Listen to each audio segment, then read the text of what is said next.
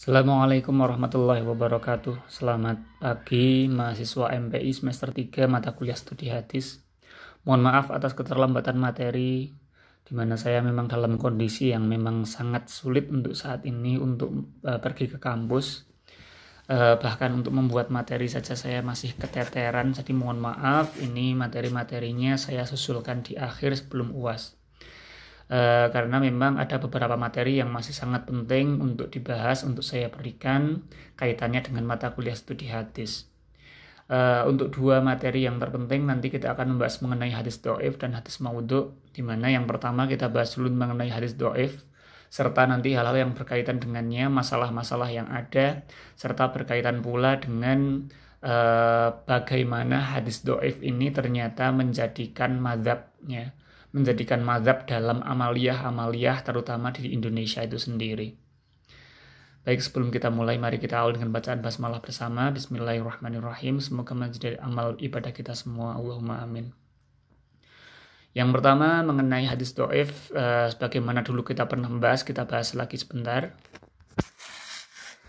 Jadi pada intinya hadis dhaif, kalau dari penjabaran yang kemarin, hadis dhaif merupakan klasifikasi hadis yang mardud atau tertolak dari sisi kualitas rawinya itu sendiri. Dimana kalau secara istilah kita dapat katakan bahwasannya hadis dhaif merupakan hadis yang dia tidak bertemu di dalamnya atau berkumpul di dalamnya sifat-sifat yang menjadi ciri dari hadis sahih dan juga hadis hasan. Di mana hadis sahih dengan hadis hasan ini kemarin kita sudah bahas, itu setidaknya ada 5 syarat ya. Yang pertama ada ittisalus sanad, lalu tamamud dhabit, kedobitannya tidak ada cacat dan lain sebagainya ya. Jadi dari syarat-syarat tersebut itu tidak berkumpul di dalam hadis dhaif, artinya ada salah satu syarat yang tidak terpenuhi. Dan di dalam klasifikasi ini dikatakan bahwasannya yuqalu lahu al-mardud, yaitu hadis yang tertolak. Tetapi kalau kita berbicara mengenai pengamalannya, hukmuhu, di sini dikatakan bahwasanya hadis dhaif itu adalah hadis yang sebetulnya itu boleh diamalkan, terutama amalu bihi fil fadhaili ya, fil fadhailil a'mal wa targhib untuk motivasi dan juga untuk larangan, tapi bukan larangan dalam sifat halal haramnya. Wa dzikrul manaqib bisyuruti mufassolati fi mawadi'iha. Jadi pada intinya kalau kita berbicara hadis dhaif, sebetulnya mazhab yang kita anut adalah mazhab yang mengamalkan hadis dhaif tapi dengan syarat tertentu. Syaratnya yaitu untuk beberapa aspek yang memang tidak berkaitan dengan akidah ya. Dia bukanlah dalam perkara-perkara akidah maupun perkara-perkara hukum. Ya, hukum di sini adalah halal dan haram. Jadi tidak berkaitan dengan keharaman dan kehalalan atau kewajiban, tapi hanya pada ranah fadhailul a'mal. Ya. Di sini yang akan kita bahas selanjutnya adalah kalau kita berbicara hadis dhaif, lalu permasalahan-permasalahan apa sih yang terjadi di masyarakat kita? Itu yang akan kita bahas. Masalah yang pertama mengenai hadis dhaif ini adalah perbedaan pandangan mengenai hadis dhaif itu sendiri. Jadi ulama-ulama bahkan di Indonesia itu juga terjadi perpecahan mengenai bagaimana mengamalkan hadis dhaif. Kalau kita berbicara mazhab dalam pengamalan hadis dhaif itu ada yang yu'malu biha ya, yu'malu biha, la yu'malu biha mutlaqon. Ada yang yu'malu biha mutlaqon, lalu ada yang yu'malu bisyurutin. Artinya kalau kita berbicara mengenai mazhabnya itu setidaknya akan ada 3. Yang pertama adalah yang tidak mengamalkan secara mutlak ya, mazhab yang pertama ya, tidak mengamalkan secara mutlak. Lalu yang kedua adalah mengamalkan secara mutlak. Jadi tidak mengamalkan, lalu mengamalkan, lalu dengan syarat.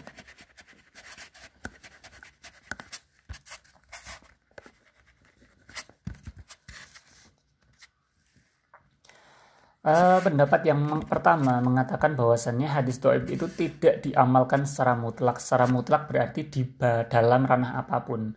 Dalam ranah apapun di sini berarti baik dalam perkara akidah, dalam perkara hukum halal haram, dalam perkara fadhailul a'mal, targhib wa tarhib dan lain sebagainya. motivasi, cerita-cerita itu pun tidak diamalkan oleh mazhab yang pertama ini. Jadi orang-orang ini berpandangan bahwasannya agama itu harus adanya ketegasan dan juga kepastian yang dijamin oleh sumber-sumber yang ada. Di mana kita tahu ajaran Islam sumber utamanya adalah Al-Quran dan hadis. Hadisnya pun dipilah sebagai sumber ajarannya itu adalah hadis yang sahih dan hasan. Yang dhaif itu tidak diamalkan secara mutlak. Itu ada yang berpandangan demikian. Lalu kalau kita berbicara pandangan yang kedua itu mengamalkan secara mutlak. Mengamalkan secara mutlak di sini mereka berpandangan bahwasannya yang namanya hadis dhaif itu bukan hadis maudhu. Hadis dhaif itu hadis yang lemah dari sisi perawinya, tetapi lemahnya rawi itu tidak menjamin bahwasannya matannya itu pun juga palsu. Artinya akan ada kemungkinan bahwasannya matannya itu berasal dari Rasul. Sehingga orang-orang pada mazhab kedua ini mengamalkan hadis dhaif secara mutlak dengan hujah atau dengan pendapat, dengan argumentasi bahwasannya walaupun rawinya itu lemah atau dalam misalnya kedobitannya kurang, atau misalnya dari sisi dia cacat, dia misalnya terlibat dalam organisasi yang tidak benar, misalnya dia adalah mazhabnya Qadariyah atau mazhabnya itu di luar mazhab jumhur ulama misalnya, atau dia terkenal tadi sebagai mazhab yang qadar, di mana kita tahu mazhab Qadariyah itu mazhab yang ditentang oleh jumhur ulama kan gitu. Kalau misalnya ada sangkaan demikian, walaupun rawinya demikian, tetapi kan bukan berarti matan atau isinya demikian. Nah, mazhab yang kedua ini mereka mencoba untuk menggali bahwasannya hati-hati, takutnya walaupun dhaif ini itu berasal dari Rasul. Maka dari itu mereka beranggapan walaupun dhaif tetap masih bisa diamalkan untuk amalan apapun, mengenai hal apapun. Walaupun kita bisa katakan baik mazhab pertama maupun kedua itu dua-duanya ekstrim. Yang pertama ekstrim untuk tidak menggunakan, yang kedua ekstrim untuk menggunakan dalam semuanya. Adapun mazhab yang ketiga itu adalah mazhab yang kita katakan tengah-tengahnya. Artinya tidak mengamalkan dalam hal tertentu dan mengamalkan dalam hal tertentu dengan syarat-syarat juga kan gitu. Jadi kalau kata kuncinya itu ya yang ketiga ini, mazhab yang ketiga yang mengamalkan dengan syarat ini, yang jelas tidak mengamalkan sebagaimana tadi yang ada pada kitabnya ya, tidak mengamalkan dalam hal akidah maupun hukum halal haram. Lalu yang kedua, mengamalkan hanya dalam fadhailul amal, lalu targhib wa tarhib, lalu cerita-cerita kenabian, motivasi dan lain sebagainya. Lalu selanjutnya kaitannya sama pengamalan dengan syarat ini adalah malam yakun maudhu'an. Sing penting atau yang penting itu hadisnya itu bukanlah hadis yang maudhu'. Selagi hadis tersebut masih dalam kategori dhaif, di mana dhaifnya tidak parah, apalagi maudhu'. Ya, jadi intinya bukan dhaif yang parah dan bukan hadis maudhu', bukan hadis palsu, maka itu masih bisa diamalkan. Diamalkan untuk apa? Untuk fadhailul amal, untuk targhib wa tarhib, motivasi, cerita-cerita dan lain sebagainya. Mengapa demikian? Jadi di mazhab yang ketiga ini, di mana mazhab ketiga ini merupakan mazhab jumhurul ulama, salah satunya adalah mazhab Nahdiyin, mazhab kita. Jadi jumhur ulama itu menggunakan mazhab ini. Di mana kaitannya sama pengamalan dengan syarat ini ya, yang diamalkan oleh jumhur ulama ini, ada pendapat yang paling kuat mengatakan bahwasannya pengamalan dengan syarat itu kan kita tahu ya, ada dua kemungkinan dari hadis dhaif ya. Kemungkinan dari hadis dhaif itu kan berarti ada dua. Yang pertama, jika itu memang benar dari Rasul. Jika benar dari Rasul. Jika tidak, kita tahu bahwasanya hadis dhaif itu memang ada kecacatan dari sisi syarat-syarat dari hadis itu sendiri. Ittisalus sanad, lalu dhabitu tam dan lain sebagainya yang kemarin kita bahas. Artinya karena ada kecacatan maka itu akan ada dua kemungkinan. Boleh jadi walaupun ada kecacatan dari sisi sanadnya, tapi boleh jadi itu benar dari Rasul. Tapi dalam pandangan yang ketiga ini mengamalkan dengan syarat yang dianut oleh jumhur ulama, jika benar itu dari Rasul, maka apa yang terjadi? Maka maka sudah mengamalkan atau sudah memenuhi hak dari hadis itu sendiri. Memenuhi hak dari hadis. Jadi jika itu benar dari Rasul, maka haknya sudah terpenuhi. Jadi jika hadis itu dhaif tapi ternyata benar dari Rasul dan ternyata sudah diamalkan walaupun hanya untuk fadhailul amal dan lain sebagainya, maka haknya sudah terpenuhi. Adapun kalau tidak, ternyata yang diamalkan itu tidak, misalnya ya kita berbicara mengenai hadis dhaif yang paling sering diperselisihkan itu misalnya hadis mengenai membaca Yasin bagi orang-orang yang sudah meninggal. Yang salah satu yang redaksinya kurang lebihnya iqra'u alam mautakum Yasin gitu ya. Iqra'u alam mautakum Yasin. Bacalah kepada orang-orang yang telah meninggal di antara kamu Yasin, surat Yasin. Itu dalam beberapa pandangan itu merupakan hadis yang dhaif. Tapi bagi kalangan kita Nahdliyin itu kita mengamalkan itu. Kenapa demikian? Karena itu bukan ranah akidah, bukan dalam ranah hukum halal haram. Itu adalah ranah fadhailul amal. Atau kita bisa katakan ranah ibadah yang tidak masuk ke ranah wajib maupun haram. Tapi itu ibadah fadhailul amal, ibadah keutamaan. Jika itu benar dari Rasul, maka kita sudah punya nilai plus. Nilai plusnya apa? Nilai plusnya kita sudah mengamalkan hak dari hadis itu sendiri, yaitu mengamalkan apa ajaran Rasul kan gitu. Tapi mepet-mepetnya ternyata kok hadis itu kok bukan dari Rasul, kita pun nggak masalah. Kenapa nggak masalah? Karena kita tidak mendolimi siapapun. Tidak mendolimi siapapun. Kenapa bisa tidak mendolimi siapapun? Karena fadhailul a'mal itu bukan berkaitan dengan halal haram. Tidak, ibaratnya di dalam kedzaliman itu kan pasti ada hal yang berkaitan dengan strict wajib atau haram, halal atau haram kan gitu.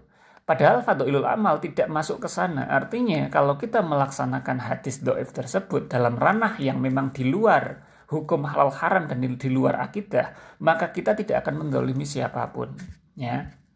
Tidak mendolimi siapapun. Jika itu ternyata kok bukan dari Rasul, kita tidak mendolimi siapapun. Lalu apa lagi? Kita tidak menghalalkan yang haram. Lalu apa lagi? Tidak menghalalkan yang haram, tidak mengharamkan yang halal, kan gitu. Tidak menghalalkan perkara haram, tidak mengharamkan perkara halal, lalu kita juga tidak merusak akidah kita, ya, karena memang kita tidak menggunakan hadis dhaif untuk perkara-perkara akidah kan gitu. Artinya akidah tetap akan terjaga. Akidah tetap terjaga. Nah, ini dia yang dipegang oleh jumhurul ulama. Jadi mengambil jalan tengah antara tidak menggunakan secara mutlak dan menggunakan secara mutlak. Di sini pun banyak sekali ulama ya. Banyak sekali ulama yang memberikan penegasan mengenai pendapat yang ketiga ini. Salah satunya adalah kita berbicara imam madzhab ya, ada Imam Hambali, misalnya Imam Ahmad ya, Ahmad bin Hambal, lalu misalnya Imam Hanafi, lalu misalnya Imam Syafi'i. Ada pula imam-imam yang lain yang memang memberikan pendapatnya. Contohnya misalnya Imam Ahmad bin Hambal.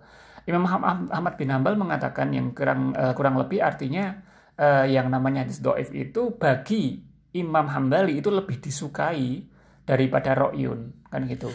Jadi hadis dhaif ya. Hadis dhaif itu lebih disukai tinimbang ya. Ini tuh lebih baik, lebih disukai tinimbang ro'yun. Ro'yun itu pendapat ya. Jadi tinimbang ro'yu atau pendapat manusia secara umum, Imam Hambali lebih menyukai hadis dhaif. Tentu saja penyukaan ini dalam ranah yang terbatas. Dalam ranah terbatas artinya tidak dalam hal akidah maupun tidak dalam hal hukum. Kalau Imam Hanafi lebih keren lagi. Imam Hanafi bahkan menggunakan lebih menggunakan hadis dhaif ya. Daripada qiyas bahkan. Daripada qiyas dan ro'yun. Senada pula dengan Imam Syafi'i, yang pada intinya kalau kita berbicara Imam Syafi'i pun memiliki pendapat yang pendapat yang senada. Beliau mengatakan bahwasanya hadis dhaif itu Ya juzu wa yustahabu. Ya juzu itu kan boleh, bahkan yustahabu itu sunnah ya. Jadi kalau menurut Imam Syafi'i itu doif itu ya juzu wa yustahabu, boleh, bahkan sunnah untuk diamalkan. Tapi diamalkan tadi untuk fadhailul amal, targhib wa tarhib dan lain sebagainya tadi ya. Tapi ketentuannya tadi adalah bahwasannya malam yakun maudhu'an, selagi hadis tersebut bukanlah hadis yang maudhu ya. Jadi itu pendapat-pendapat ulama mengenai hadis dhaif itu sendiri. Yang pada intinya kalau kita berbicara mengenai pendapat-pendapat ini, pandangan-pandangan ini, tentu saja kita tidak perlu untuk memberikan pendapat kita untuk menyalahkan orang lain, itu nggak perlu. Karena memang kita harus akui mazhab kita adalah mazhab yang ketiga, mazhab yang menggunakan hadis dhaif tetapi dengan syarat, bukan dalam ranah akidah, bukan dalam ranah hukum halal haram. Di mana kita tadi tahu dalam penggunaan dua hukum ini itu nanti akan ada dua kemungkinan. Kalaupun benar maka kita sudah memenuhi hak dari hadis, kalaupun salah kita tidak mendolimi siapapun, tidak berkurang akidah kita sama sekali, dan tentu saja kita tidak menyimpang dari hal-hal yang berkaitan dengan halal haram. Artinya tidak menghalalkan yang haram, tidak mengharamkan yang halal. Jadi itu masih aman, ibaratnya seperti itu. Lalu kita pun ketika berbicara mengenai berarti kita pakai mazhab yang ketiga. Tapi apakah lalu yang pertama dan kedua itu salah? Ya kita nggak tahu, wallahu a'lam. Tapi kita nggak perlu menyalahkan, karena semuanya itu pendapat. Dan pendapat itu nggak perlu kita salahkan. Contohnya misalnya kita berbicara strict saja ya. Untuk menjadi pengetahuan kita di dalam masyarakat nanti, bahwasannya misalnya yang tidak mengamalkan secara mutlak itu misalnya Tarjim Muhammadiyah misalnya. Jadi Tarjim Muhammadiyah itu sama sekali tidak mengamalkan hadis dhaif. Maka dari itu kita kenal bahwasanya dalam panduan mazhab Ormas Muhammadiyah di Indonesia yang merupakan salah satu mayoritas setelah NU ya, itu tidak ada panduan mengenai membaca Yasin kepada orang yang meninggal, atau misalnya berkaitan dengan fadhailul amal yang sering dilakukan oleh Nahdliyin ya, misalnya seperti sholat nisfu Sya'ban, atau misalnya sholat di malam Idul Fitri misalnya, malam Idul Adha, itu kan itu kalau dari sisi hadis itu memang terkenal sebagai hadis yang dhaif, tapi kan dhaif dalam ranah fadhailul amal. Dan itu kita ketahui di dalam Ormas Muhammadiyah itu memang tidak ada hal demikian. Tapi bukan berarti kita menyalahkan, nggak masalah, karena mereka pun punya pendapat mereka sendiri. Pendapatnya adalah bahwasannya agama itu harus strict, agama itu harus jelas, harus agama itu harus jelas, harus tegas, dan itu nggak masalah, itu pun bagus dalam sisi kehati-hatian kan gitu, dan nggak perlu menyalahkan. Kita pun memakai pendapat bahwasannya jumhur ulama menggunakan ini dengan alasan-alasan yang tadi, itu pun juga nggak masalah. Jadi seperti itu. Harapannya sih setelah kita mengetahui ini, nanti kita menjadi orang yang lebih tasamuh, lebih ramah, lebih memahami yang lain. Jadi tidak mudah untuk menyalahkan setelah kita mengetahui hal ini. Jadi memang yang salah satu menjadi indikator dari kita ya, kita harus mengakui kita adalah Nahdliyin yang mencoba untuk ibaratnya ittiba dari ulama-ulama jumhur yang menggunakan hadis dhaif dengan beberapa syarat, di mana itu pun menjadi corak dari kita itu sendiri, menjadi corak dari amaliyah kita. Corak kita ada Yasin, lalu ada misalnya pengamalan tahlilan, lalu pengamalan sholat-sholat sunnah yang mungkin tidak ada dalam ormas-ormas yang lain kan gitu, karena memang dasarnya dhaif. Dhaif ini pun nanti akan ada perbedaan pendapat ya. Jadi gini ya, ada pendapat yang berbeda mengenai hadis dhaif, tapi pendapat mengenai kedhaifan suatu hadis itu pun nanti akan ada bermacam-macam pendapat gitu kan. Nah itu masalahnya di situ. Jadi boleh jadi gini, suatu hadis menurut kita itu adalah hadis yang hasan misalnya, tapi menurut yang lain itu dhaif. Boleh jadi seperti itu. Atau contoh yang paling mudah saja lah, banyak sekali hadis yang tidak dimasukkan ke dalam Sahih Bukhari, tapi ada di Sahih Muslim. Atau mungkin ada di Sunan At-Tirmidzi, ada di Sunan Ibnu Majah, padahal nggak ada di Sahih Bukhari. Padahal apakah kita berani untuk mengatakan Imam Muslim itu lebih baik dari Imam Bukhari, atau Imam Bukhari lebih baik dari Imam Muslim? Kita nggak ada kaliber untuk menjustifikasi itu. Nggak ada kaliber untuk menilai hal itu. Nah, mungkin kita mengulik sebentar di sana ya, mengenai kedoifan suatu hadis. Ini sekarang permasalahan yang kedua ya. Jadi permasalahan yang pertama tadi adalah mengenai perbedaan pandangan mengenai penggunaannya ya. Perbedaan pandangan mengenai penggunaan hadis doif itu sendiri. Penggunaan hadis doif. Lalu permasalahan yang kedua itu adalah mengenai perbedaan pandangan mengenai kedoifan.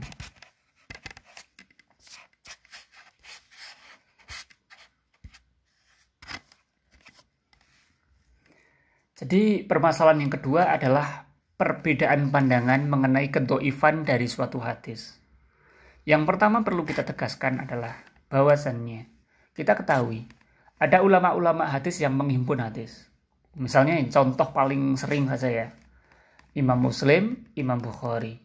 Beliau-beliau menghimpun Jami'us Shahih kan gitu.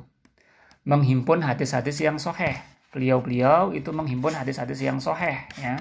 Menghimpun hadis-hadis sahih, namun beliau-beliau ini tidak menghimpun hadis-hadis yang dhaif. Mungkin kita bertanya, mengapa demikian? Karena ini itu ada penghormatan antar ulama. Karena bagaimanapun kita tahu yang namanya kriteria hadis sahih itu kan bisa dikatakan sudah tersepakati lah. Ada 5 kemarin ya. Ada 5 kriteria hadis sahih, yang salah satunya yang utama, yang nomor 1 itu adalah ittisalus sanad. Sanad yang bersambung. Di mana ittisal di sini adalah mendengarkan dengan panca indera, kan gitu kan, kemarin diterangkan. Lalu hadir secara langsung, bukan hanya mendengar kabar, tapi hadir secara langsung, mendengar secara langsung dari seorang murid kepada gurunya. Kan gitu. Sehingga nanti ada periwayatan secara langsung.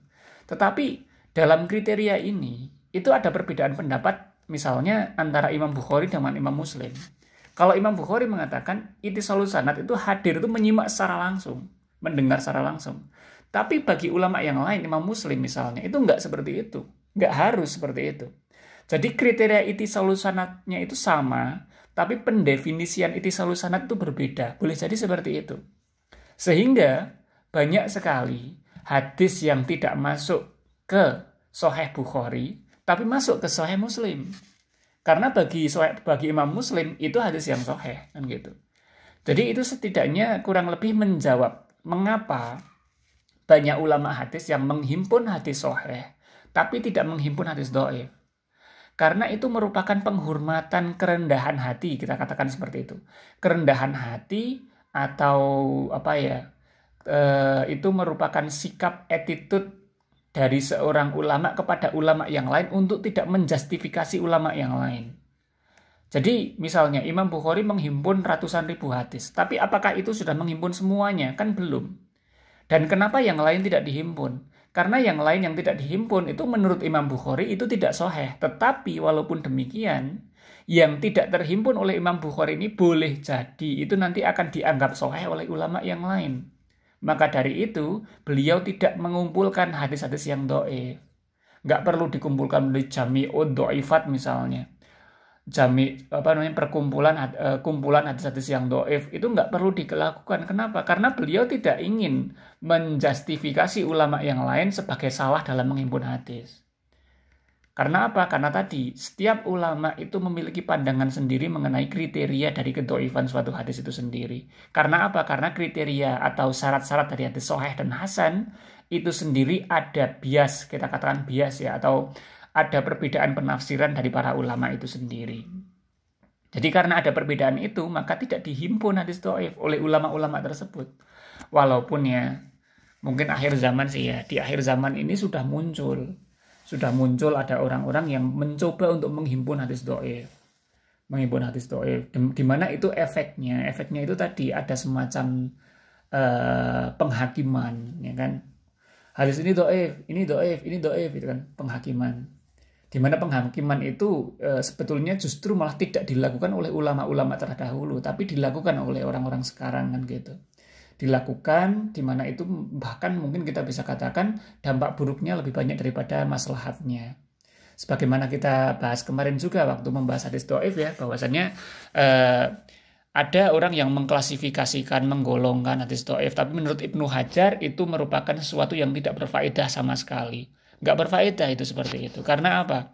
Menghimpun hadis do'if, mengklasifikasikan, lalu menelusuri sanad-sanad kedo'ifan misalnya.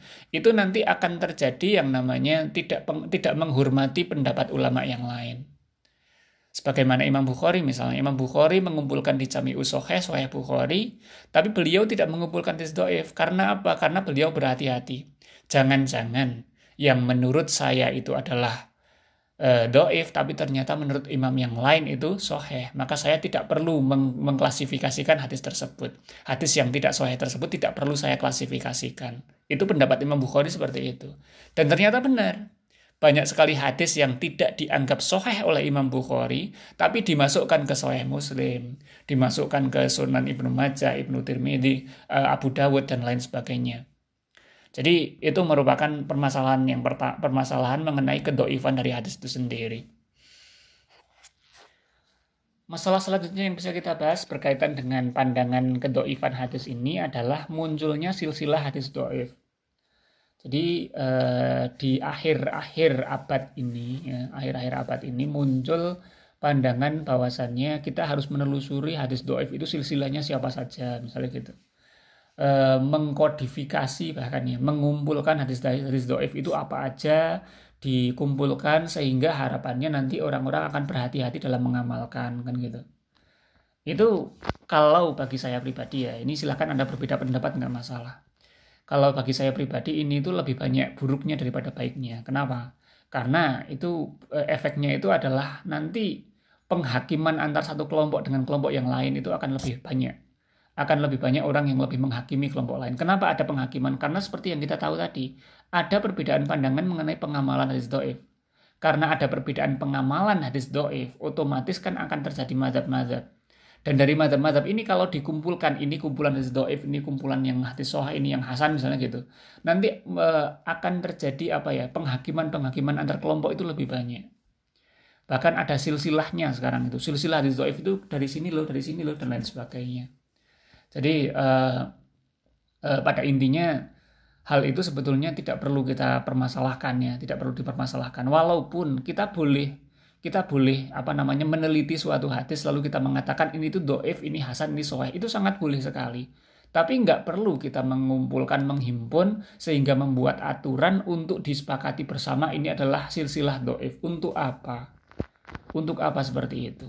Karena kalau sampai seperti itu ya seperti yang dikatakan di awal tadi, itu takutnya itu nanti malah seakan-akan kayak mendiskreditkan ulama-ulama yang lain yang menganggap itu sebetulnya hadis yang sahih. Boleh jadi kita menganggap suatu hadis itu do'if, tapi karena kita silsilahkan, kita himpun, kita menjadi tidak menghormati ulama lain yang menganggap itu adalah hadis yang do'if atau hadis yang sahih atau hasan, kan gitu. Jadi gambarnya seperti itu. Masalah yang selanjutnya adalah berkaitan dengan hadis sahih hasan li ghairi. Nah, apa itu hasan li ghairi? Jadi permasalahan tentang terminologi hasan li ghairi. Hadis hasan li ghairi itu apa? Hasan li ghairi itu merupakan hadis dhaif ya. Ini tuh sebetulnya dhaif. Tapi dikuatkan oleh yang lain. Dikuatkan oleh jalur yang lain ya. Dikuatkan oleh yang lain karena ada banyaknya jalur yang lain.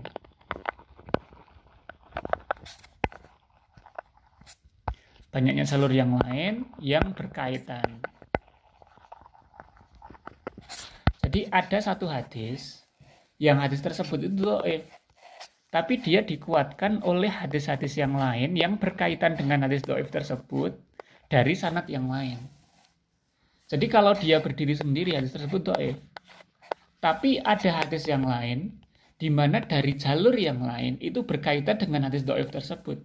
Sehingga si dhaif ini dia naik tingkatannya menjadi hadis hasan li ghairi. Gitu.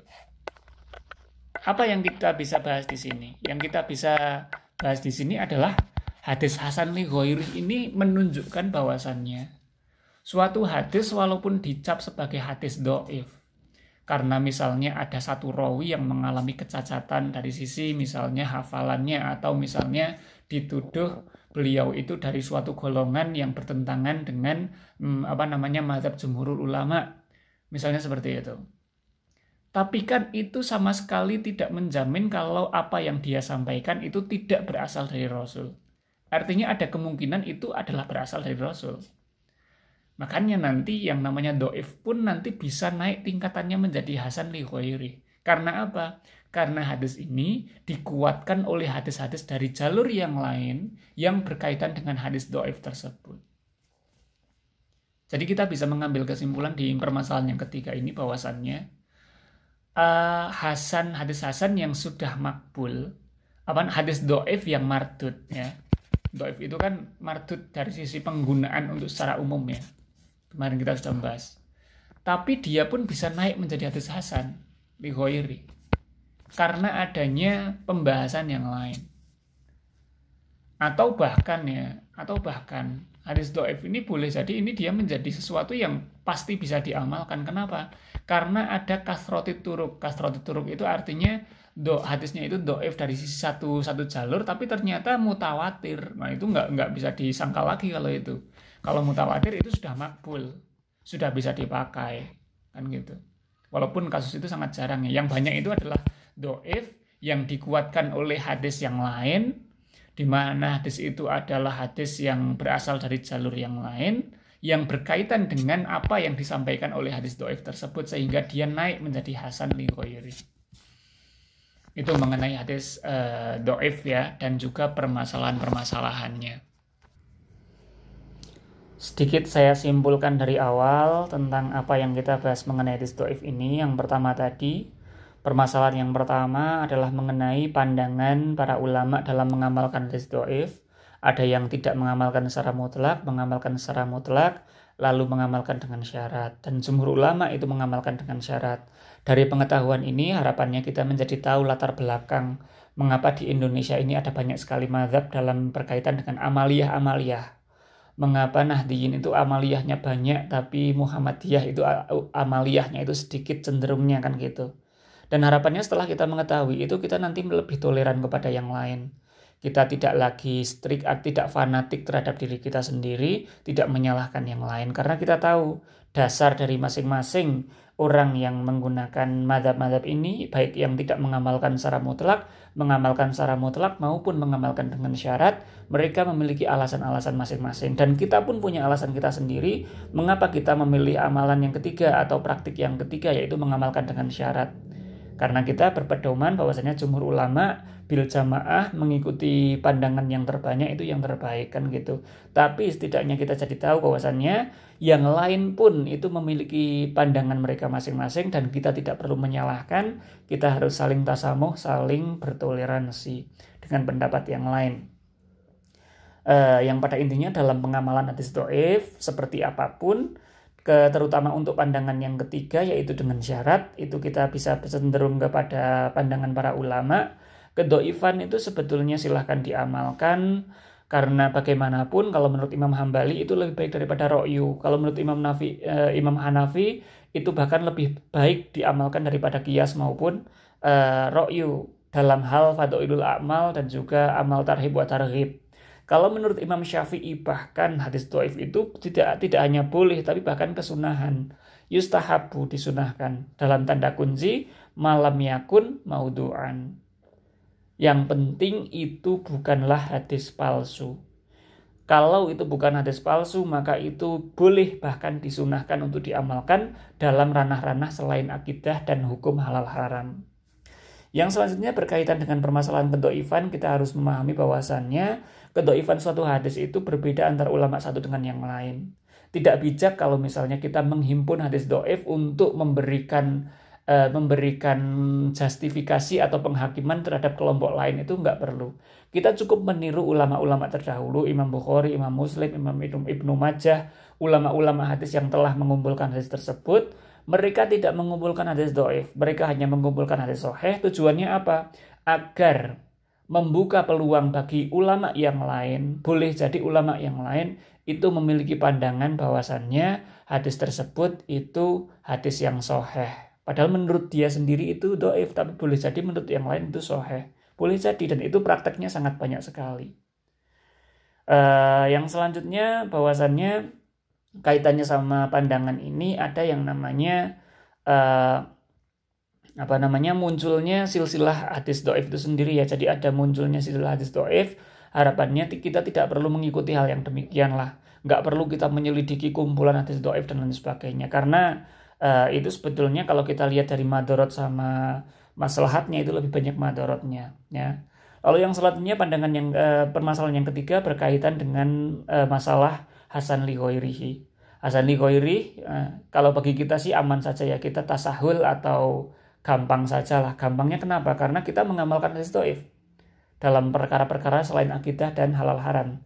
Otomatis mau itu hasan li ghairi, mau dhaif itu nggak masalah bagi kita sama sekali. Walaupun ini akan bermasalah, terminologi hasan li ghairi ini akan bermasalah atau akan menjadi titik poin penting bagi mazhab yang mengatakan bahwasannya tidak mengamalkan hadis dhaif itu secara mutlak ya. Oke. Itu yang bisa saya gambarkan mengenai hadis dhaif. Semoga dari pengalaman atau pengetahuan mengenai hadis dhaif ini kita menjadi lebih toleran dalam menyikapi beberapa kelompok, dalam menyikapi kedhaifan suatu hadis ini sendiri. Saya kira itu. Semoga nanti kalau ada tambahan-tambahan yang lain nanti Anda bisa sampaikan ya, bisa sampaikan. Yang jelas setidaknya ini yang saya ketahui mengenai hadis dhaif yang ada di masyarakat kita ya. Pada intinya kita harus toleran, kita tidak perlu overestimate itu apa ya, melebih-lebihkan pandangan mengenai hadis dhaif, enggak perlu, itu sama sekali enggak perlu. Kenapa? Karena tadi yang namanya hadis dhaif itu kan ada dua kemungkinan. Hadis dhaif itu bisa benar bisa salah. Bagi kita ya kalau itu salah kan gitu. Jadi overestimate atau terlalu melebih-lebihkan kedhaifan suatu hadis, itu dampak buruknya adalah ya kalau itu salah, kalau benar gimana? Begitu pula kalau kita terlalu ekstrim pula dalam mengamalkan hadis dhaif itu pun salah. Kenapa? Ya kalau itu benar, kalau salah kan gitu. Maka dari itu yang paling benar adalah oke, kita amalkan tapi dengan syarat. Tidak mengamalkan secara mutlak, tetapi juga tidak menolak secara mutlak. Karena dua kemungkinan ini selalu ada.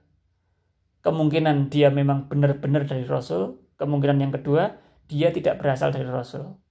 Tapi kita ambil aman. Ambil aman artinya baik kemungkinan yang pertama maupun kemungkinan yang kedua, dua-duanya tidak akan merusak akidah, tidak menghalalkan yang haram, tidak akidahnya tetap terjaga dan tidak menzalimi siapapun. Serta kalau ternyata itu memang berasal dari Rasul, berarti kita sudah memenuhi hak dari hadis itu untuk diamalkan. Wallahu a'lam bishawab. Semoga bermanfaat. Assalamualaikum warahmatullahi wabarakatuh.